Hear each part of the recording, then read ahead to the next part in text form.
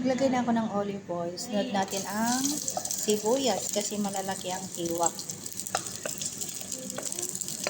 Lagyan na rin natin ang bawang. Hindi lang kasi maluto ang bawang kaya hindi ko siya inunod. Ayan, pwede na natin ilagay ang luya.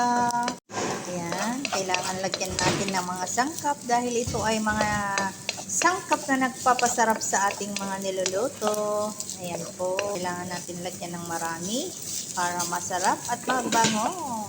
Ayan, damihan natin. Gata ng niyog. Ayan. Pakuluin lang natin, takpan natin para kukulo ang ating gata ng niyog.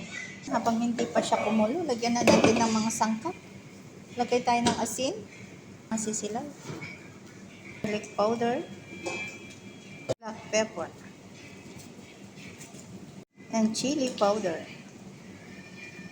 Ayan, spicy, bagoong, alamang. Ayan, haluin natin.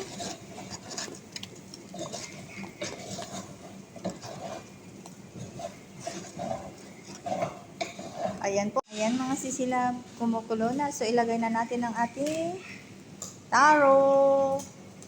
Ayan. Ayan, spread ko lang siya. Hindi ko muna hahaluin. Hayaan ko lang. Tatakpan natin. Ayan, kulong-kulo na siya mga sisilab.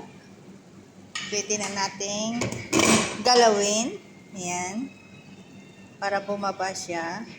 Galing pala ng Pilipinas ito. 1 taon na. Plus na po ito. Kaya niluto ko ng mga sisilab. Ayan.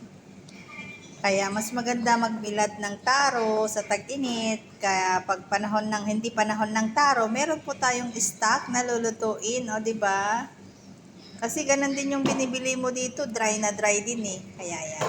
Pan lang natin para maluto kasi meron po siyang laman. Ayan, lutuin pa natin konti, igain pa natin. Nilagyan ko po siya ng pampasarap, magic sarap. Nilasahan ko na. Ayan po. Maanghang kasi yung bagoong na nilagay ko is maanghang. Lalagyan lang natin ng design na sili.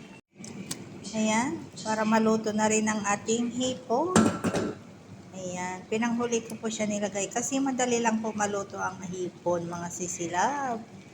Ayan, wala po tayong chili, kaya wag na nating lagyan ng chili. At least maanghang naman na ito kasi meron siyang chili powder. At saka yung bagoong na nilagay ko is maanghang. Ayan, bagoong alamang maanghang. Ayan po mga sisilab, lutuin lang natin ang ating hipon. Ang bango mga sisilab. Ayan, nagugutom na ako.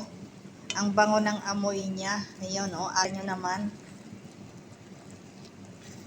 Nakakatakam na, ang sarap. Ayun. Luto na po siya mga sisilab. Ang ating laing. Ayun. Ang bango. Gawa ng gata. Ayan. Yan lang po mga sisilab. Luto na ang ating ulam. Thank you for watching. Ayan po. Bye-bye po.